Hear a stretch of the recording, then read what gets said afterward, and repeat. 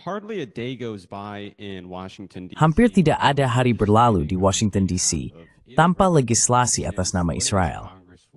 Sejak Kongres terbaru dilantik, kami telah memiliki undang-undang kepada Pengadilan Kriminal Internasional atas nama Israel, perintah eksekutif tentang antisemitisme, yang mendesak Departemen Kehakiman, Departemen Keamanan Dalam Negeri, dan Departemen Pendidikan untuk mendeportasi mahasiswa asing yang kritis terhadap Israel, dan untuk menuntut aktivis pro-Palestina di bawah Undang-Undang Konspirasi Federal.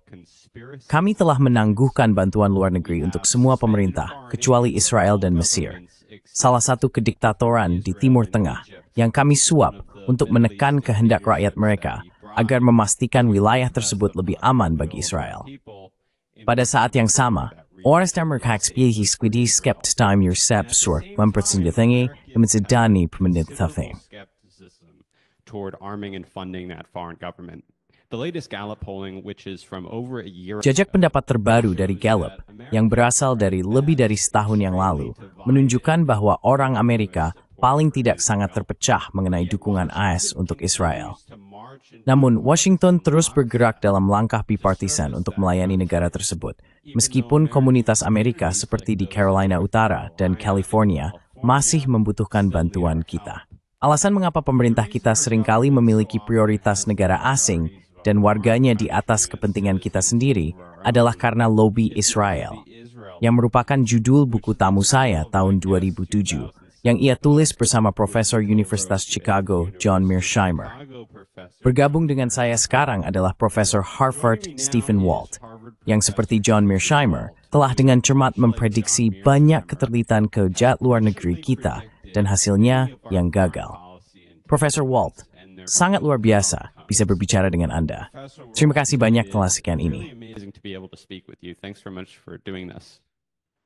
Senang bisa bersama juga. Jadi, saya ingin pertama-tama bertanya kepada Anda tentang kesalahpahaman yang dimiliki orang-orang tentang lobby Israel, bahwa itu hanya diwakili dan terdiri dari orang-orang Yahudi.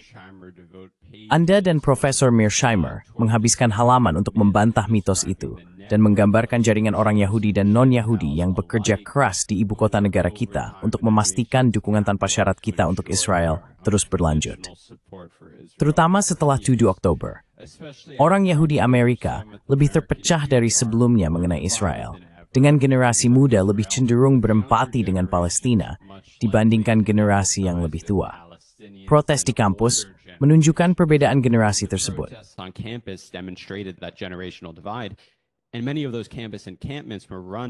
Dan banyak dari perkemahan kampus tersebut dijalankan oleh kelompok-kelompok Yahudi, seperti Jewish Voice for Peace. Namun, lobby tersebut dalam banyak hal berada di puncak kekuatannya. Pendukung Israel dan ultra-Zionis menempati tingkat kekuasaan tertinggi di pemerintahan kita, mulai dari Duta Besar PBB Nikki Haley, Duta Besar untuk Israel David Friedman, dan pengaruh pribadi Miriam Adelson di Gedung Putih di bawah Donald Trump. Bisakah Anda menjelaskan apa itu lobby Israel pada tahun 2023 dibandingkan dengan tahun 2007? Dan menjelaskan mengapa, meskipun kritik terhadap Israel tidak pernah lebih hadir dalam wacana kita, pemerintah kita tampaknya memberikan dukungan yang sangat besar untuk pemerintah asing tersebut.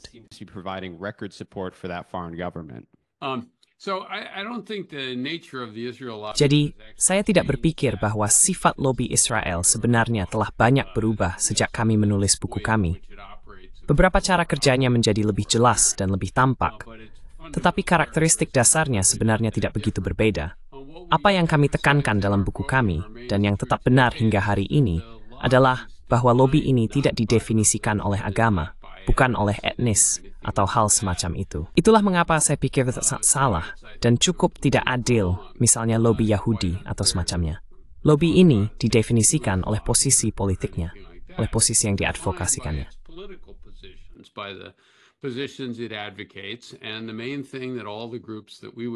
Dan hal utama yang didukung oleh semua kelompok yang kita sebut sebagai bagian dari lobby adalah agar Amerika Serikat memiliki hubungan khusus dengan Israel, yang pada dasarnya adalah dukungan tanpa syarat, di mana apapun yang dilakukan Israel, Amerika Serikat mendukungnya.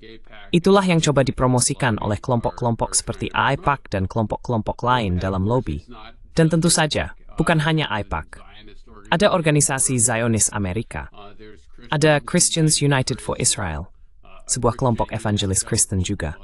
Dan yang sangat penting, dan Anda menyebutkan ini dalam pidato pembukaan Anda, banyak orang Yahudi Amerika tidak percaya bahwa kita harus memiliki hubungan khusus.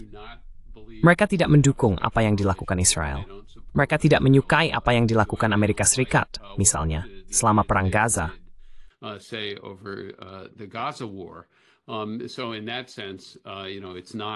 Jadi dalam hal itu, Anda tahu, ini bukan sekali lagi komunitas Yahudi yang monolitik. Mengenai di mana opini publik Amerika berada, sayangnya ini adalah cerita lama dalam politik Amerika. Seringkali, ketika Anda memiliki kelompok lobi yang terorganisir dengan baik, mereka mampu meyakinkan politisi untuk mengikuti kebijakan, untuk memberlakukan kebijakan yang ditentang oleh mayoritas orang Amerika. Lihat saja dampak dari NRA, pengaruh yang dimiliki Big Pharma terhadap perawatan kesehatan dan harga obat, dan hal-hal semacam itu. Jadi ini adalah cerita yang sangat familiar dalam politik Amerika.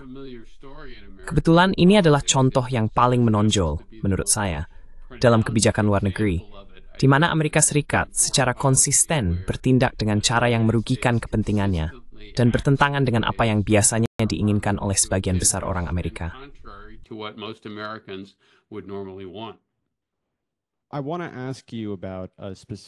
Saya ingin bertanya kepada Anda tentang beberapa contoh atau isu politik spesifik di mana lobi Israel telah bekerja baru-baru ini.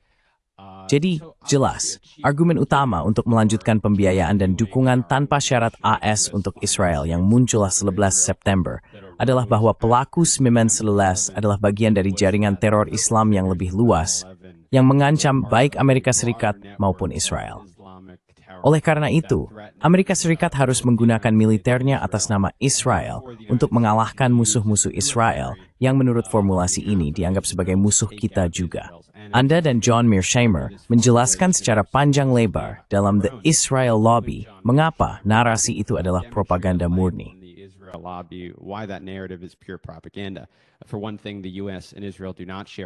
Untuk satu hal, AS dan Israel tidak memiliki ancaman terorisme yang sama dari Hezbollah, Hamas, dan Al-Qaeda, yang menurut formulasi ini memiliki tujuan dan target yang sama. Sebaliknya, dukungan AS untuk Israel seringkali menjadi penyebab banyak terorisme sejak awal, seperti yang Anda jelaskan. Namun, ini adalah argumen yang telah diajukan oleh kaum neokonservatif selama beberapa dekade untuk mencoba meyakinkan AS agar mengebom Iran, misalnya. Dan, upaya meningkat setelah 7 Oktober, ketika kelompok-kelompok yang bersekutu dengan Iran, seperti Hezbollah, mulai melakukan pembalasan terhadap serangan Israel di Gaza.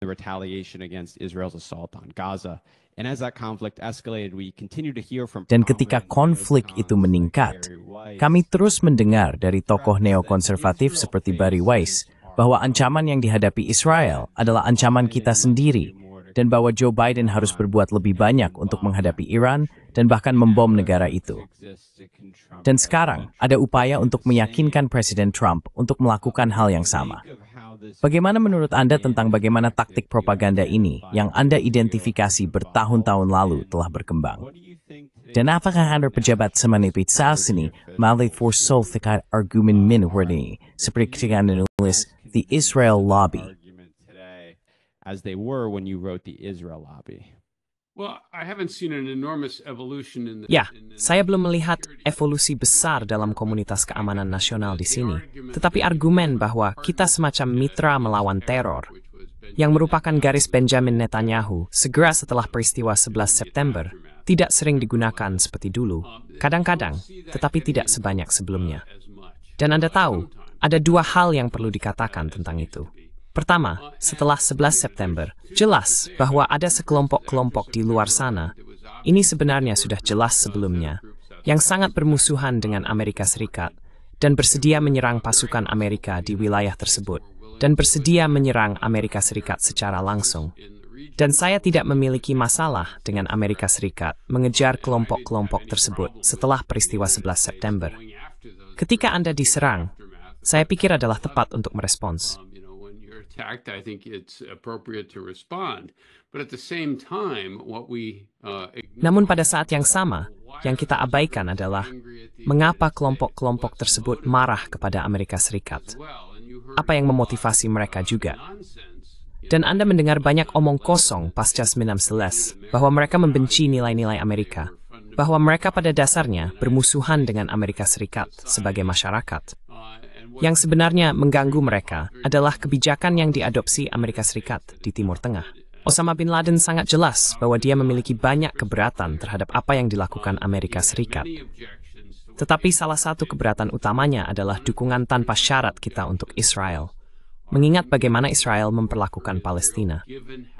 Jadi satu hal untuk mengatakan bahwa, oke, kita memiliki masalah di sini. Tetapi menyelesaikan masalah itu melibatkan dua hal. Salah satunya adalah mencoba dan menetralkan kelompok-kelompok yang menyerang Amerika Serikat.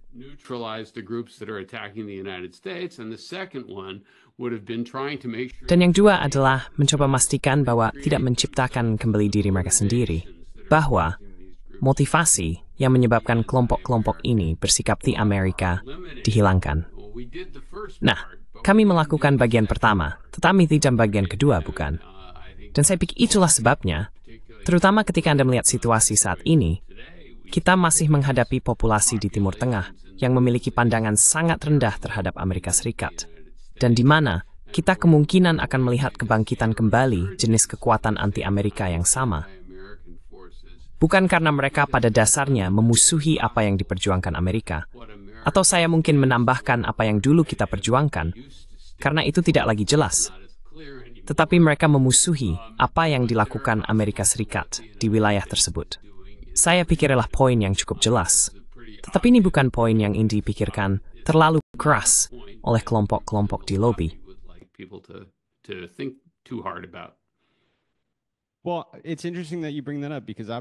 Nah, menarik bahwa Anda mengangkat hal itu karena jelas ada pepatah lama. Anda tahu, mereka membenci kita karena kebebasan kita. Inilah cara mereka mencoba menjual perang melawan teror kepada kita.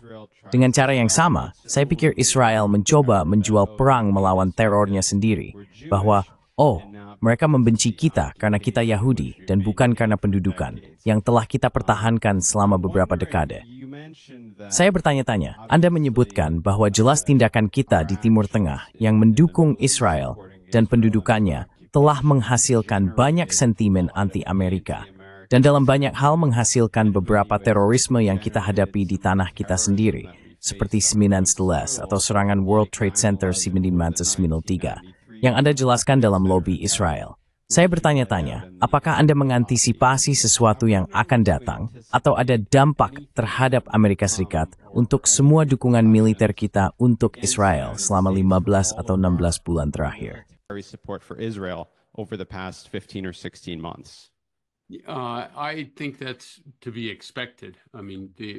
Saya pikir itu sudah bisa diduga.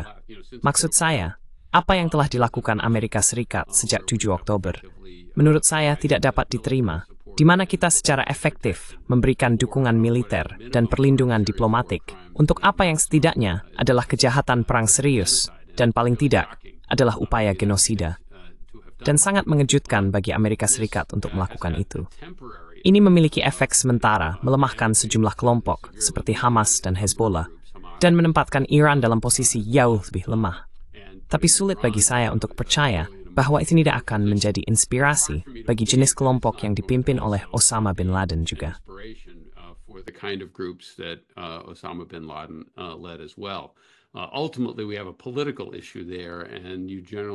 Pada akhirnya, kita memiliki masalah politik di sana. Dan umumnya Anda tidak bisa menyelesaikan masalah politik hanya dengan menjatuhkan bom pada orang-orang. Fakta bahwa Amerika Serikat di bawah Presiden Trump sekarang mulai berbicara tentang pembersihan etnis di Gaza, dan fakta bahwa kita menutup mata terhadap pembersihan etnis tambahan di tepi barat, tampaknya bagi saya akan memicu reaksi balik. Masalahnya adalah, maksud saya, ada masalah politik yang nyata, hampir spesies strategis di sini, di mana sekelompok terjam, sekelompok orang tertindas, dan hasuit mat jalan menjawab resolusi politik atas kelaikan mereka. They see no way to some kind of political resolution of their grievances. All the forces in the world are stacked against them. Semua kekuatan di dunia menumpuk melawan mereka. Dan oleh karena itu, beberapa dari mereka, tidak semuanya, tetapi beberapa dari mereka memutuskan satu-satunya hal yang bisa mereka lakukan adalah beberapa bentuk perlawanan kekerasan. Dan terkadang itu berbentuk terorisme, yang Anda tahu sangat disesalkan. Tetapi intinya adalah, begitu mereka melakukan itu, maka tentu saja itu menjadi pembenaran. Anda tahu, kita tidak bisa berurusan dengan mereka. Oh, mereka kekerasan. Oh, mereka Anda tahu, pada dasarnya tidak masuk akal. Mereka tidak tertarik pada perdamaian. Mereka hanya harus diberantas. Oh, dan sebelum kita melakukan itu, kita mungkin harus membersihkan atau menghapus semua yang lain yang kebetulan seperti mereka.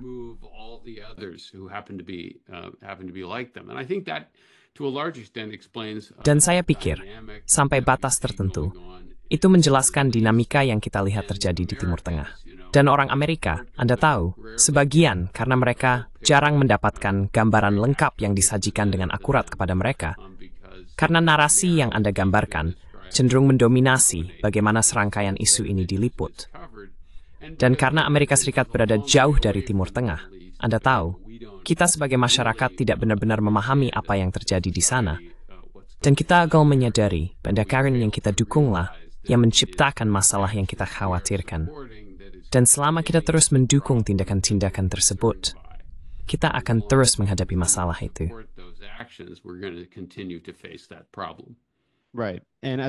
Benar.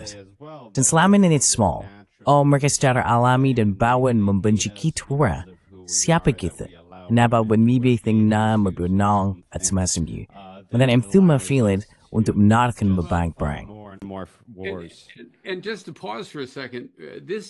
Dan untuk berhenti sejenak, ini adalah salah satu dilema atau teka-teki paling mendasar dalam politik internasional. Ketidakmampuan atau ketidakmauan orang untuk mundur dan berkata, saya tidak suka apa yang dilakukan oleh kelompok lain atau negara lain. Apakah mungkin saya melakukan sesuatu yang menyebabkan mereka bertindak seperti itu? Sekarang, mungkin itu tidak benar. Mereka mungkin memiliki alasan mereka sendiri. Anda mungkin tidak melakukan apapun untuk memprovokasi mereka. Tetapi setidaknya, seseorang harus bertanya, apakah ada sesuatu yang saya lakukan yang mungkin menyebabkan perilaku buruk yang tidak saya sukai dari orang lain? Jauh lebih mudah untuk mengatakan, oh ya, mereka memang seperti itu. Mereka memang begitu. Saya tidak melakukan kesalahan. Saya adalah korban yang tidak bersalah di sini, dan sebagainya.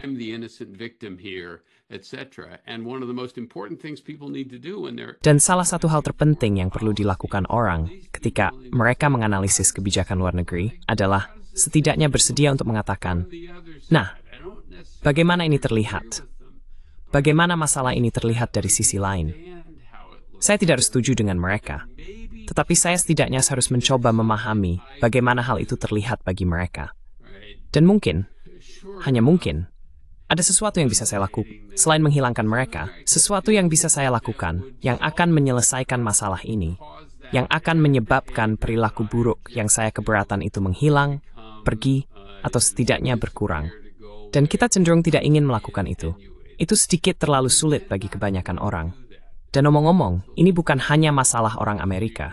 Ini adalah masalah umum di seluruh dunia.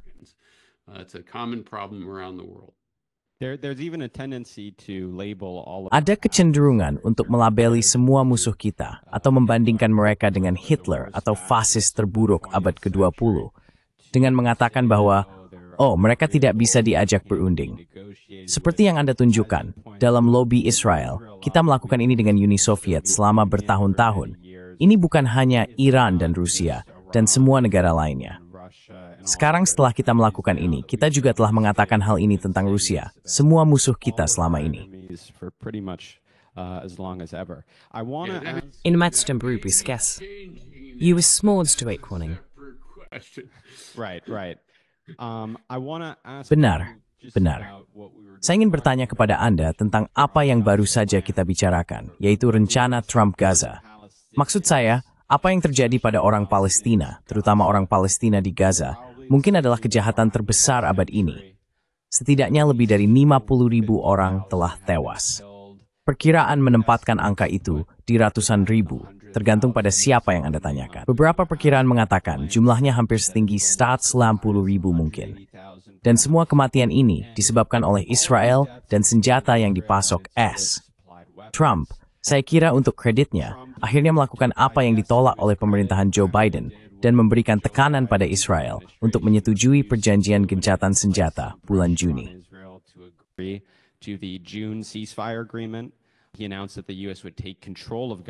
Dia mengumumkan bahwa AS akan mengambil alih Gaza, bahwa negara-negara lain akan membayar rekonstruksinya, dan bahwa warga Palestina di Gaza akan pergi begitu saja.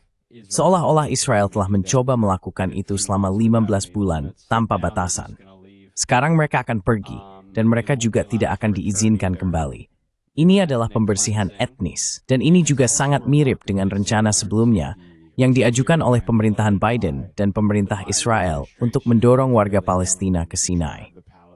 Pada saat yang sama, di tepi barat, upaya sedang dilakukan untuk secara resmi mencaplok wilayah tersebut. Dan lobi Israel bekerja keras di Amerika Serikat untuk mendapatkan pengakuan AS atas wilayah pendudukan sebagai bagian dari Israel.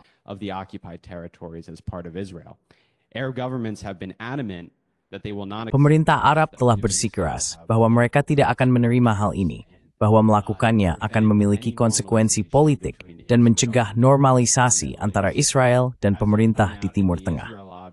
Seperti yang Anda tunjukkan, dukungan lobi Israel untuk Israel dan kebijakan kerasnya dalam menundukkan Palestina dan mencuri tanah mereka seringkali tidak rasional dan buruk bagi Amerika Serikat dan bahkan Israel itu sendiri. Apa pendapat Anda tentang rencana Trump untuk Gaza?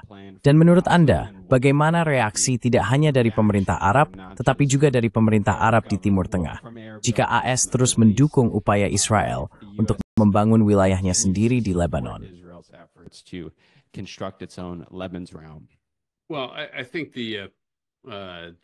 Ya, menurut saya rencana Trump untuk Gaza itu konyol. Dan Anda tahu, itu semacam hal khas Trumpian, Anda tahu, spontan. Ya, mari kita pikirkan ini semacam hal. Dan tentu saja seperti yang Anda katakan, itu langsung ditolak oleh Mesir, ditolak oleh Arab Saudi, ditolak oleh Yordania, ditolak oleh semua pemerintah Arab juga. Dan tentu saja, ditolak oleh warga Gaza. Jadi dan saya mungkin menambahkan, itu memiliki kualitas dongeng tertentu. Anda tahu, Amerika Serikat akan mengirim pasukannya, dan itu akan menyelesaikan masalah. Amerika Serikat akan mengirim pasukannya, dan pasukan itu akan langsung bertempur dengan Hamas, dan orang Amerika akan ditembak dan dibunuh. Dan kita akan memiliki masalah yang sama dalam menduduki Gaza, seperti yang dialami Israel.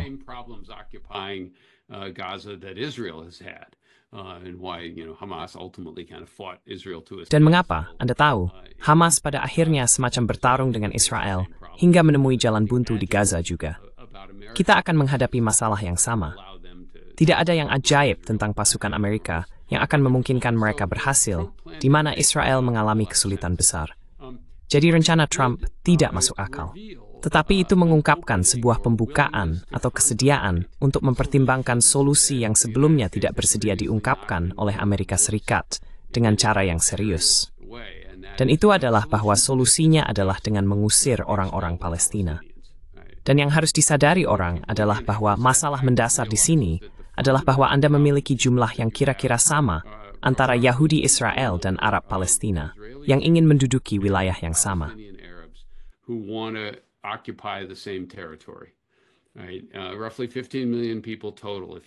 Sekitar 15 juta orang total jika Anda menjumlahkan orang Arab di Gaza, tepi barat, Israel sendiri, dan populasi Yahudi.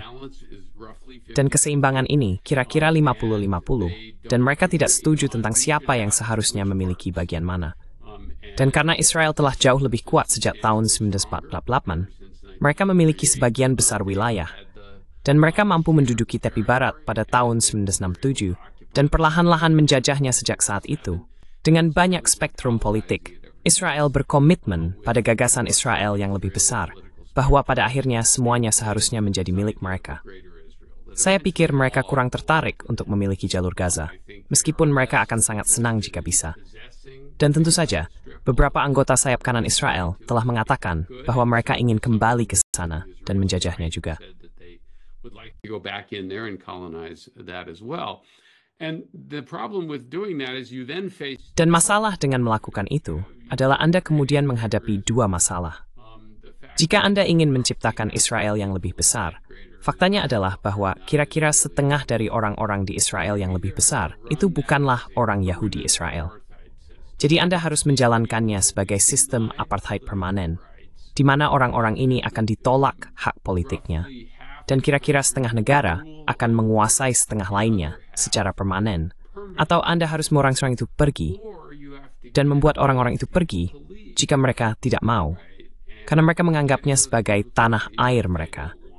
Disitulah keluarga mereka berasal, di mana mereka dapat melacak lur mereka selama beberapa generasi. Jika mereka tidak mau pergi, maka Anda harus memaksa mereka keluar. If they don't want to leave, then you have to force them out. And that's ethnic cleansing, that's a crime against humanity. Dan itu adalah pembersihan etnis. Itu adalah kejahatan terhadap kemanusiaan. Jadi tiba-tiba sekarang ada orang Amerika yang mulai mengatakan, ya mungkin itu akan menjadi solusinya. Sekali lagi, tidak ada yang ingin mengatakannya dengan lantang. Tidak ada yang ingin mengatakan, ya, kami akan mendukungnya, kami akan menyediakannya, kami akan menyediakan truk, dalel. Tapi itulah arah yang dituju. Dan omong-omong, itu memiliki konsekuensi lain. Ini memiliki efek yang tidak sepele, mungkin efek yang berbahaya dan mengacaukan pada negara manapun yang mereka tuju, baik itu Yordania atau Mesir juga. Itulah sebabnya pemerintah-pemerintah tersebut tidak ingin ini terjadi.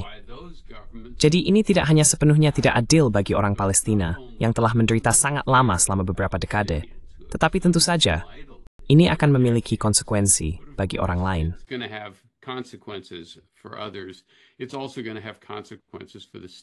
Ini juga akan memiliki konsekuensi bagi stabilitas beberapa pemerintah Arab, seperti Arab Saudi.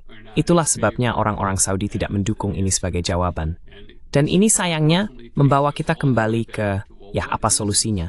Sekali lagi, ini bukan solusi yang sempurna, tetapi satu-satunya solusi yang layak yang pernah diusulkan adalah, ya, harus ada dua negara. Itulah yang awalnya diusulkan oleh Perserikatan Bangsa-Bangsa pada tahun 1947. Itulah yang telah diklaim oleh Amerika Serikat ingin selama bertahun-tahun. Itulah yang dikatakan oleh orang-orang Palestina bahwa mereka inginkan sebuah negara yang layak di tepi barat dan Gaza. Dan itulah yang ditolak oleh Israel untuk diberikan kepada mereka. Sayangnya, Amerika Serikat sambil berpura-pura menjadi perantara yang jujur di sini, telah bertindak dalam kata-kata mantan negosiator AS Aaron Miller, seperti pengacara Israel.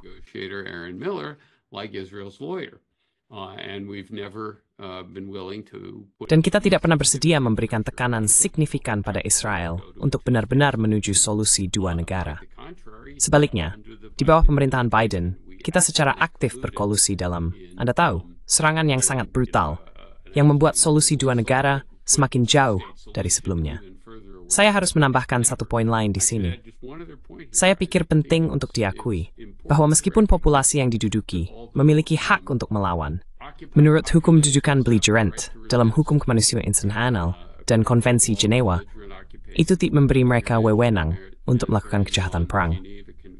Saya percaya Hamas melakukan kejahatan perang pada 7 Oktober dan harus dikutuk karenanya.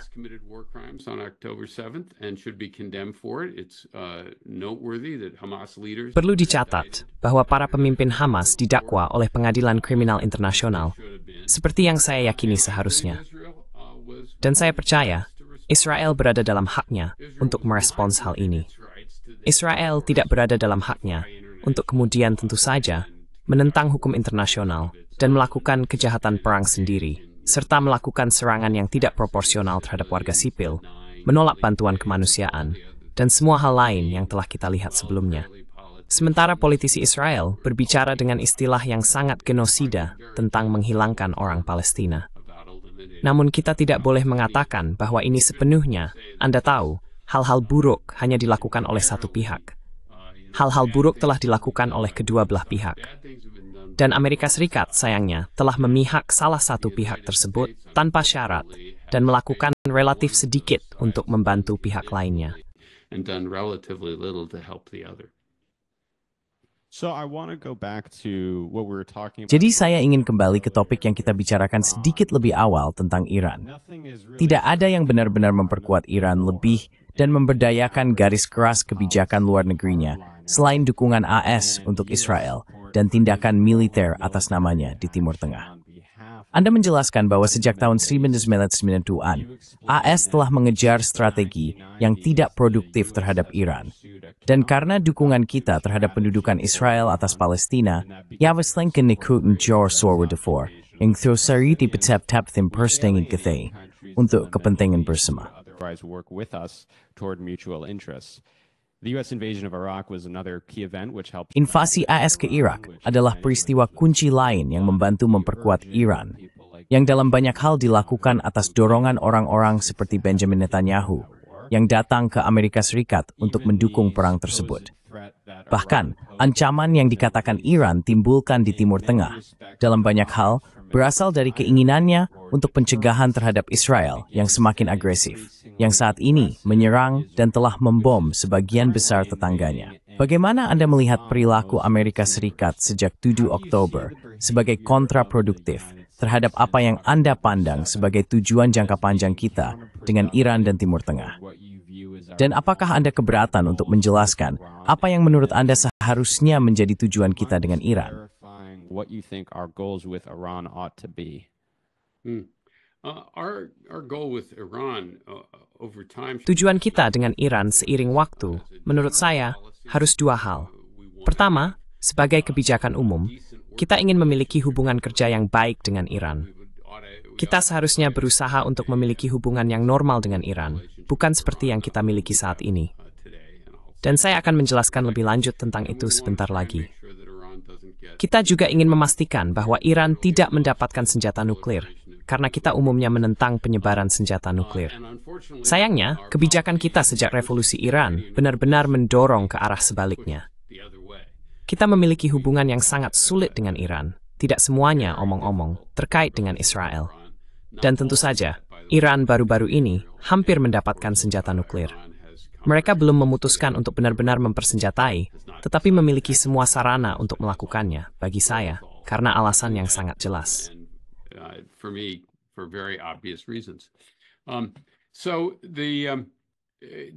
Jadi, sekali lagi, seperti yang saya katakan, hubungan antara Amerika Serikat dan Iran akan tetap bermasalah, bahkan jika Israel tidak ada. Namun, hubungan ini memburuk sejak tahun 1990-an. Perlu diingat bahwa, misalnya, perjuangan Palestina bukanlah masalah besar bagi Iran pada tahun 1980-an. Mereka tidak vokal.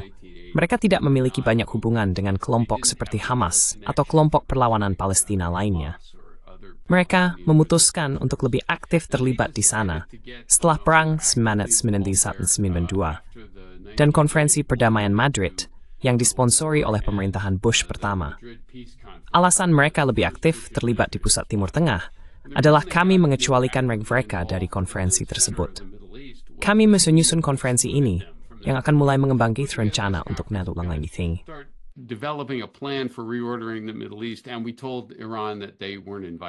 Dan kami memberitahu Iran bahwa mereka tidak diundang. Iran memutuskan, saya pikir cukup masuk akal, bahwa Anda tidak bisa mengembangkan arsitektur keamanan untuk seluruh wilayah yang tidak memperhatikan kepentingan mereka. Pada saat itu, mereka mulai menjalin hubungan lebih dekat dengan Palestina sebagai cara untuk mengingatkan Amerika Serikat dan lainnya bahwa mereka tidak bisa dilupakan atau dikesampingkan. Bukan karena mereka ingin menghancurkan Israel atau menghilangkan semua orang Yahudi atau hal semacam itu. Mereka ingin Amerika Serikat dan lainnya memperhatikan kepentingan mereka, sementara kami sibuk mencoba merombak wilayah tersebut. Pada saat itu, hubungan mulai memburuk, dan khususnya, lobi Israel mulai semakin khawatir dan mulai menargetkan Iran sebagai ancaman potensial yang serius.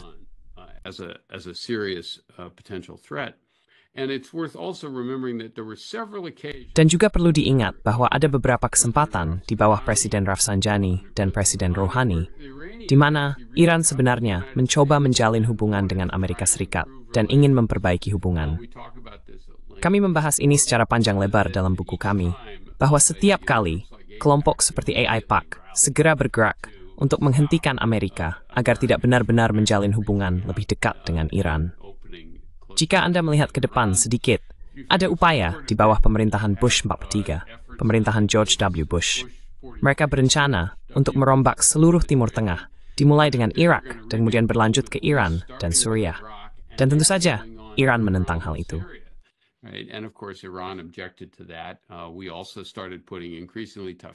Kami juga mulai memberlakukan sanksi yang semakin ketat pada mereka, mencoba menghentikan mereka dari memperkaya uranium.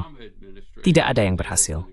Akhirnya, pemerintahan Obama berhasil merundingkan kesepakatan nuklir dengan Iran pada tahun 2015, di mana Iran setuju untuk membongkar sejumlah sentrifugalnya, menyerahkan sebagian besar uranium yang diperkaya, dan pada dasarnya mundur dari ambang memperoleh senjata nuklir.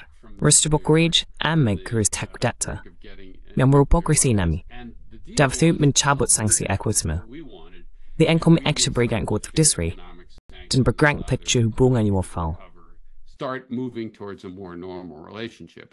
And Donald Trump in his infinite folly. Dan Donald Trump, dalam kebodohannya yang tak terbatas, beberapa tahun kemudian membatalkan kesepakatan itu, yang tentu saja membuat orang Iran sekarang berkata, mengapa kami harus merundingkan ulang apapun dengan Anda? Kami sama sekali tidak bisa mempercayai Anda. Kami membuat kesepakatan dengan Anda, dan Anda melanggarnya. Dan ada potensi masalah lain di sana. Jadi maju cepat ke hari ini Iran, menurut saya, telah sangat terluka selama setahun terakhir atau lebih, dengan runtuhnya rezim Assad di Suriah, dan kerusakan yang ditimbulkan pada Hezbollah, tetapi mereka tidak akan menyerah. Dan saya pikir apa yang telah kita lakukan adalah kitalah menciptakan insentif yang lebih besar bagi Iran untuk berpikir serius tentang mendapatkan senjata nuklir.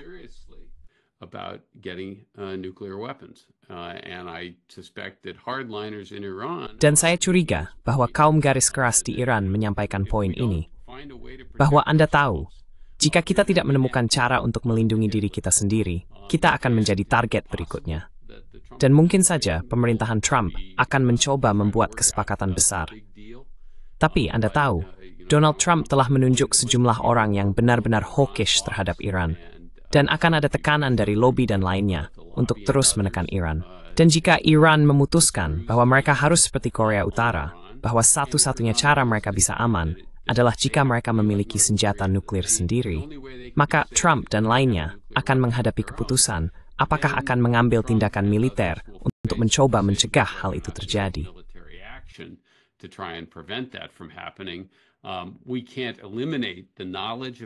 Kita tidak bisa menghilangkan pengetahuan tentang cara membuat senjata nuklir atau pengetahuan tentang cara memperkaya uranium. Kita mungkin bisa menunda keputusan itu.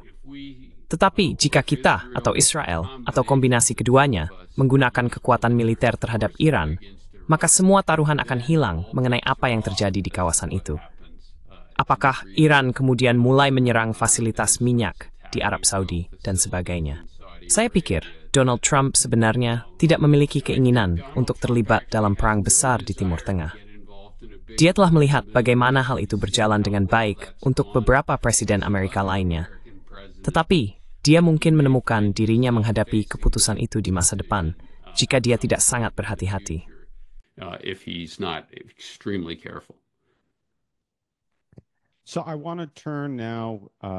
Jadi, saya ingin beralih ke tempat Anda berada sekarang, yaitu Universitas Harvard.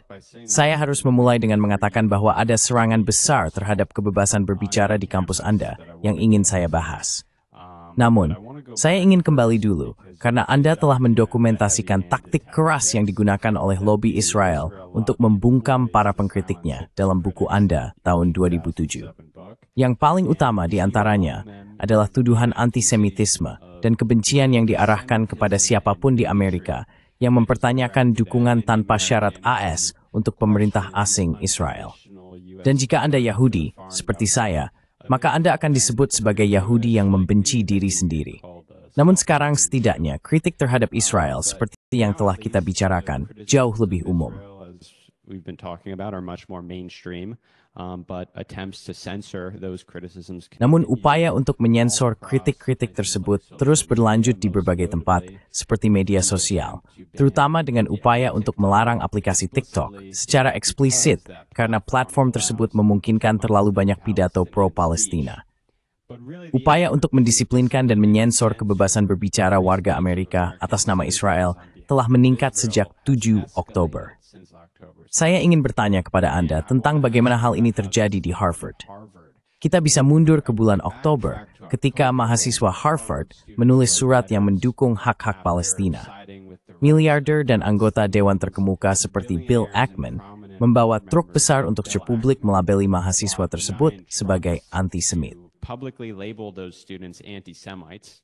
The Israel lobby created blacklists of students. Lobi Israel membuat daftar hitam mahasiswa dan profesional muda agar mereka tidak dapat dipekerjakan berdasarkan pandangan mereka terhadap pemerintah asing. Dan sekarang, sebagai bagian dari penyelesaian hukum baru-baru ini, Harvard telah mengadopsi definisi antisemitisme IHRA yang radikal, dan mereka berjanji untuk menghukum mahasiswa dan staf yang ucapannya sesuai dengan kerangka kerja tersebut di kampus. Jika Anda melihat definisi itu, banyak argumen dibuat oleh sarjana seperti Anda dan Sarah Roy di Harvard. Harvard namanya tertuang dalam definisi IHRA tersebut. Misalnya, antisemitisme menurut definisi ini menurut Israel dengan standar yang berbeda dari format lainnya. Standard than any other democratic country. And in your book, you make it a point not to do that, which is. Dan dalam buku Anda menekankan untuk tidak melakukan itu, yaitu hanya dan secara eksklusif berbicara tentang Israel. Dan saya pikir Anda dengan tepat membenarkannya dengan fakta bahwa AS menghabiskan sumber daya yang tidak proporsional untuk Israel, lebih banyak daripada untuk pemerintah asing lainnya. Oleh karena itu, hubungan khusus itu sendiri membenarkan perhatian khusus padanya. Namun, dalam kerangka baru itu, mengatakan atau membuat argumen tersebut dianggap antisemit. Apa pendapat Anda tentang penindasan kebebasan berbicara di kampus terkait kritik terhadap Israel secara umum dan di kampus Anda di Harvard secara khusus?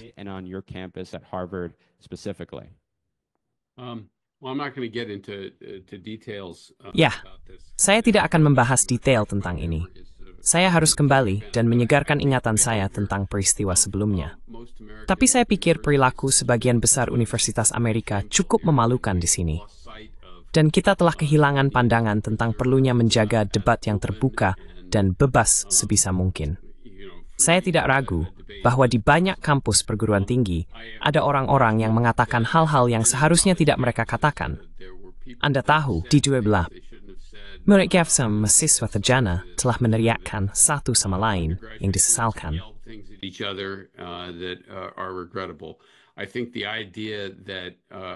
Saya pikir gagasan bahwa kampus-kampus perguruan tinggi Amerika, termasuk Harvard, entah bagaimana menjadi sarang antisemitisme adalah konyol. Sangat mengherankan bahwa orang-orang yang melemparkan tuduhan ini pada berbagai kesempatan tidak pernah bisa menyusun daftar panjang yang mendokumentasikan hal ini. Mereka mungkin menunjuk pada plakat antisemit yang dipasang di suatu tempat, tetapi tentu saja itu bisa dipasang oleh siapa saja. Mereka fikimazilisi mahasiswa terkait dengan fakultas. Faktanya, teks dimdatang strictly slow and affords sebagai bisa netral mendukung Israel ya. Largely supportive of Israel as well. The idea that there are lots of people on the Harvard community. Gagasan bahwa ada banyak orang di komunitas Harvard yang anti-Israel atau lebih absurd lagi, anti-Yahudi adalah omong kosong. Jadi sayangnya hal ini dimanfaatkan dengan cara seperti ini. Bahayanya di sini, menurut saya, bukanlah bahwa orang akan dihukum karena mengkritik Israel. Saya tidak khawatir bahwa Anda tahu saya akan mendapat teguran atau gaji, saya akan dipotong atau hal semacam itu.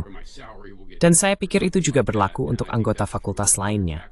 Kesulitan dengan mengadopsi definisi IHRA atau beberapa lainnya yang diambil universitas adalah Anda akhirnya mendorong penyensoran diri.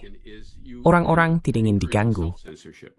People don't want to be bothered. They worry that it might affect their advancement. Mereka khawatir bahwa hal itu mungkin mempengaruhi kemajuan mereka di dalam institusi jika mereka ingin mungkin menjalankan sebuah program atau memimpin sebuah pusat atau menjadi dekan suatu hari nanti. Mereka menyadari bahwa itu menjadi masalah jika mereka terlalu kontroversial atau terlalu vokal tentang masalah ini. Tentu saja, para dosen muda akan berhati-hati. Alih-alih mendorong lingkungan di mana orang-orang mempertanyakan hal-hal dan dapat berdiskusi secara jujur di kedua sisi, Anda memiliki situasi di mana orang-orang berjalan di atas kulit telur karena mereka takut menyinggung seseorang. Mereka tidak ingin menjadi orang yang ditelepon oleh donor kaya yang mengeluh.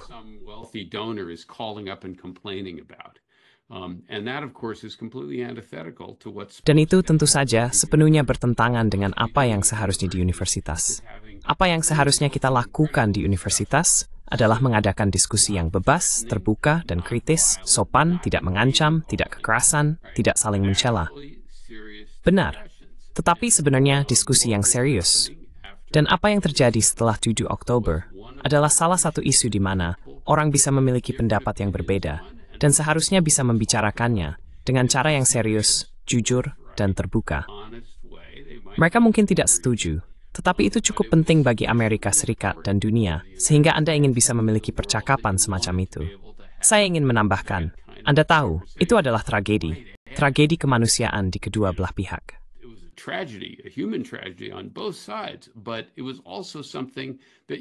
Tapi itu juga sesuatu yang Anda ingin siswa bisa pelajari. Ini adalah, saya benci menggunakan frasa ini, tetapi ini adalah momen yang bisa diajarkan. Inilah yang dilakukan universitas. Dan karena tekanan dari luar, dan karena pemimpin universitas sangat peka terhadap tekanan semacam itu, baik politik maupun finansial, mereka cenderung menyerah. Orang-orang ingin masalah itu hilang. Sayangnya, itu berarti mencoba membungkam orang sebanyak mungkin. Dan saya pikir, sekali lagi, ada tablis dua towards Morth, ada Cambrang. Kemsrailit menhakan itu is mana, institusi ini Rachel, Brian Siticho, no magastakan. Fell short of their professed ideals. I want to ask about some specifics because Saya ingin bertanya tentang beberapa hal spesifik, karena saya benar-benar tidak bisa memikirkan pemerintah asing lain, di mana ada batasan di universitas tentang bagaimana Anda diizinkan mengkritiknya, dan hal-hal yang diizinkan untuk Anda katakan tentang negara tersebut. Dan saya akan memberikan contoh, karena kami baru saja berbicara tentang Iran, dan Anda bekerja di Sekolah Kebijakan Luar Negeri di sana. In September, Spanish folk tried to ng membom Iran, Jutan, ay may narang static debuyukan thith. Say kamhay pinili juwe masusla. So good tever named it Berkwar Dalhu. in this case, but you're allowed to make that argument. You could say we should bomb Iran, North Korea. Anda bisa mengatakan, kita harus membom Iran atau Korea Utara. Kita harus memberlakukan sanksi ini pada Venezuela yang membunuh 40.000 orang. Anda bisa membuat argumen-argumen tersebut. Itu semua diperbolehkan. Tetapi ketika Anda berbicara tentang Israel, atau bahkan dalam kasus yang paling ekstrem, membenarkan atau mendukung apa yang dilakukan Hamas pada 7 Oktober, saya pribadi tidak melihat alasan mengapa hal itu harus dilarang untuk diperdebatkan. Tersanksi universitas, when do dumthen to be flag bombing framber, no matter kelam teftain ng bomb. Jenny. Country or group that you want to bomb.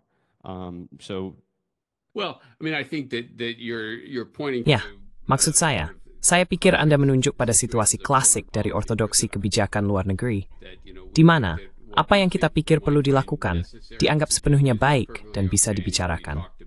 Dan jika ada orang lain yang mencoba bertindak serupa atau mencoba merespons dengan cara yang sama, itu dianggap sepenuhnya tidak sah. Dan universitas tidak kebal terhadap kebijaksanaan konvensional semacam itu, bukan?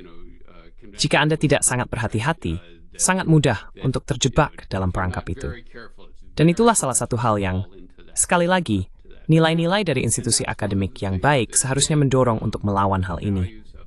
Untuk lebih terbuka terhadap orang-orang yang mengatakan, tunggu sebentar, tahan dulu. Ada standar ganda yang diterapkan di sini, atau Anda tahu, Anda semua mengatakan hal-hal ini. Or, you're all saying these things, but step back and think for a second about what Tapi coba mundur sejenak dan pikirkan tentang apa yang Anda katakan. Anda mengatakan bahwa mencapai tujuan ini sangat penting, sehingga Anda bersedia membunuh 50.000 orang untuk melakukannya. Terimalah itu. Dan itulah yang seharusnya kita dorong dalam lingkungan seperti Harvard atau universitas lainnya. Daripada hanya menganggukkan kepala dan berkata, "Yah, saya telah mendengar banyak orang terkenal dengan pengalaman pemerintahan mengatakan ini. Jadi saya kira ini pasti baik-baik saja." Dan sekali lagi, tidak ada dari kita yang sempurna.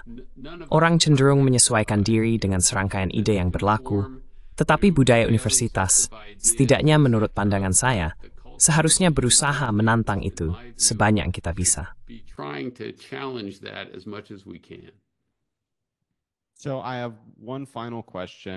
Jadi, saya punya satu pertanyaan terakhir. Dan ini tentang sesuatu yang belum kita bicarakan hari ini. Ini tentang Ukraina. Sebagai latar belakang singkat untuk pendengar, saya pikir penting untuk menyebutkan bahwa saya tidak berpikir adil untuk mengatakan bahwa konflik dimulai pada Februari 2022. Mungkin Anda akan setuju. Saya pikir itu benar-benar dimulai pada Februari 2014, ketika AS memaksa Presiden terpilih Yanukovych untuk melarikan diri dari negara, memicu gerakan pemisahan diri di timur, yang kemudian ditekan dengan kekerasan oleh pemerintah Ukraina, yang kebetulan dipilih oleh orang-orang seperti Victoria Nuland.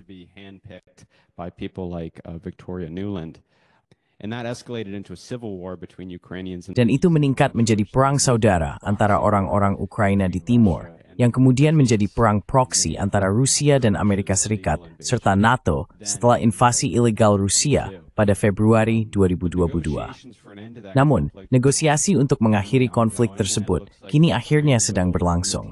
Dan tampaknya Ukraina akan mempertahankan wilayah yang lebih sedikit daripada jika Zelensky menandatangani perjanjian Ankara pada Maret 2022, yang akan mengakhiri perang setahun yang lalu.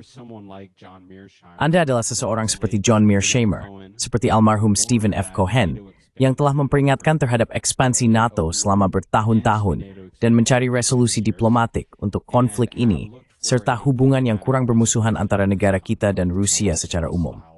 Relationship between our country and Russia generally. The latest news on negotiations is that Trump and Zelensky. Berita terbaru tentang negosiasi adalah bahwa Trump dan Zelensky telah mencapai kesepakatan mengenai mineral. Dengan Trump menolak keanggotaan NATO untuk Ukraina, menyatakan bahwa keanggotaan NATO untuk Ukraina mungkin adalah penyebab perang sejak awal. Pada akhirnya, kami melakukan persis seperti yang dikatakan oleh orang-orang seperti John Mearsheimer, dan Anda akan terjadi. Kami telah menuntun Ukraina ke jalan yang salah. Kami telah mengorbankan satu generasi pria Ukraina dan Rusia demi siapa yang menguafinsi timur negara itu. Dan kami telah sepenuhnya menghancurkan Ukraina dengan ranjau, amunisi tandan, dan bahan peledak lainnya yang masih berserakan di pedesaan hingga hari ini. Dan sekarang kami juga akan mengambil mineral mereka. Jadi, bagaimana pendapat Anda tentang negosiasi perdamaian yang sedang berlangsung, dan bagaimana perang ini diselesaikan?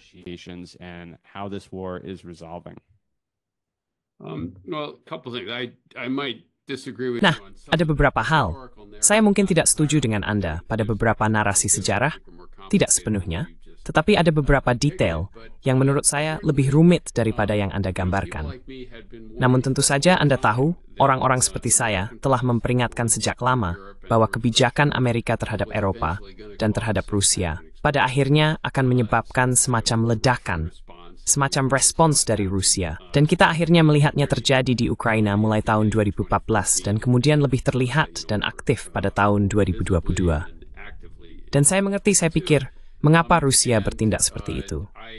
Saya juga berpikir bahwa menginvasi negara lain tidaklah legal. Itu tidak legal ketika kita melakukannya pada tahun 2003, dan itu tidak legal ketika Rusia melakukannya pada tahun 2022. Meski begitu, saya percaya pemerintahan Harris, Jesus Gert Memeith, dan Defman Heisfriedin mensting spak tanda menjui.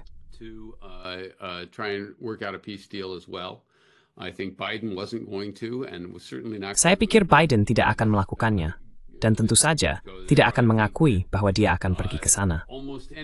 Tetapi saya pikir hampir semua orang yang telah melihat situasi di Ukraina dengan cermat musim gugur lalu, memahami bahwa mengakhiri perang adalah hal terbaik yang harus dilakukan. Bahwa sangat tidak realistis membayangkan bahwa Ukraina dapat merebut kembali wilayah yang telah hilang. tentu saja tidak dapat merebut kembali Crimea, dan bahwa impian membawa Vladimir Putin ke Den Haag untuk diadili atas kejahatan perang atau apapun adalah sepenuhnya khayalan. Oleh karena itu, satu-satunya hal yang harus dilakukan adalah merundingkan kesepakatan damai. Sekarang, bagaimana Anda melakukannya adalah penting, dan saya pikir kami menginginkan pengaturan yang terbaik, dan tidak jelas bagi saya bahwa itulah yang sedang diupayakan oleh pemerintahan Trump sama sekali. Is trying to do at all. The difficulty that they sort of given. Kesulitannya adalah mereka seolah-olah memberikan apa yang diinginkan Putin, tanpa menanyakan apa yang akan mereka dapatkan sebagai imbalan. Dan saya tidak berpikir itu cara terbaik untuk bernegosiasi. Yang harus terjadi di sini adalah pengaturan yang tidak ingin diubah atau ditantang oleh kedua belah pihak, baik Ukraina maupun Rusia di masa depan. Itu berarti memberikan Ukraina cukup kemampuan, cukup bantuan keamanan, sehingga merasa cukup aman dan dapat mempertahankan diri dari Rusia yang melanjutkan perang. Tetapi itu juga berarti meyakinkan Rusia bahwa apapun ketakutan mereka tentang Ukraina, perluasan NATO, upaya untuk membawa Ukraina ke dalam aliansi Barat, upaya untuk membangun militer Ukraina, untuk memiliki pasukan dan penasihat Amerika, serta layanan intelijen yang terlibat aktif di Ukraina, telah diatasi.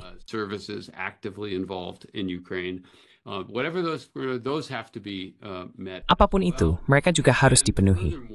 Lebih jauh lagi, dalam istilah yang lebih luas, tatanan keamanan di Eropa harus dikembangkan sedemikian rupa, sehingga tidak menempatkan Rusia dalam posisi di mana mereka merasa terus-menerus terancam dan harus terus-menerus mencoba merusak tatanan tersebut. Itu adalah sesuatu yang tidak ingin didengar oleh orang Amerika saat ini, karena kita telah memutuskan bahwa Rusia itu jahat secara bawaan. Dan Putin adalah seorang imperialis yang ingin menciptakan kembali Uni Soviet lama, dan bahwa mereka tidak memiliki ketakutan keamanan yang sah, yang sekali lagi, menurut saya adalah kesalahan. Itu tidak berarti kita memberikan segalanya. Itu tidak berarti kita tidak seharusnya mencoba membantu Eropa mengembangkan kemampuan untuk merasa aman juga.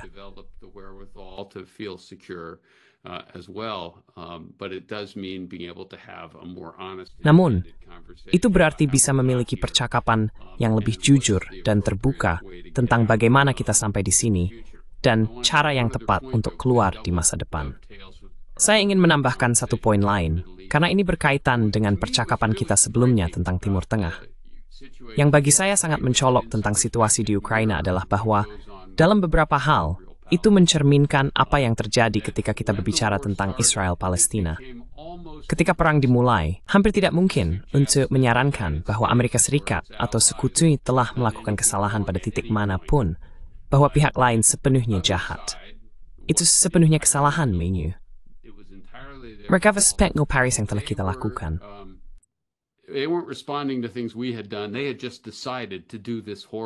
Mereka baru saja memutuskan untuk melakukan hal yang mengerikan ini. Dan jika Anda menyarankan bahwa mungkin itu bukan masalahnya, bahwa mungkin kita berperan dalam menyebabkan ini, bahwa mungkin dalam skala yang lebih besar, kita sama bersalahnya dengan Rusia. Ya, Putin bertanggung jawab atas perang, tetapi kita tidak sepenuhnya tanpa kesalahan. Jika Anda bahkan mengatakan itu, Anda langsung diserang karena dianggap bersimpati kepada Putin sebagai seorang penenang, sebagai anti-Ukraina. Dan sekali lagi, ini bukanlah serangkaian argumen yang serius. Ini adalah orang-orang yang hanya mencoba untuk membungkam semua orang, menjauhkan mereka dari halaman opini, dan tidak membuat orang berpikir serius tentang, ya, bagaimana kita bisa sampai di sini.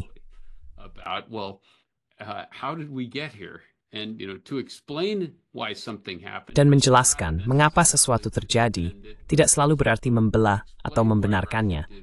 Menjelaskan mengapa Rusia melakukan apa yang dilakukannya bukan berarti kita berpikir apa yang dilakukan Rusia itu baik-baik saja. Justru sebaliknya. Tetapi jika Anda tidak memahami bagaimana Anda masuk ke dalam masalah, biasanya akan jauh lebih sulit untuk keluar darinya. Dan saya pikir, satu-satunya hal yang akan saya berikan kredit kepada Donald Trump dalam hal ini adalah kesediaannya untuk mengakui bahwa perang ini harus diakhiri, dan bahwa itu harus diakhiri dengan kompromi. Saya khawatir keinginannya untuk mencapai kesepakatan akan mengarah pada hasil yang kurang ideal, lebih buruk daripada yang mungkin kita dapatkan sebaliknya. Dan kita harus melihat apakah kekhawatiran saya terbukti benar atau tidak. Baiklah, Profesor. Sungguh merupakan penghormatan mendapatkan kesempatan untuk berbicara Timothy Andol hari ini. Ini benar-benar banyak, dan best berharap kita bisa beritahu Timothy. Talk again soon. Baik. Snowy Tangs.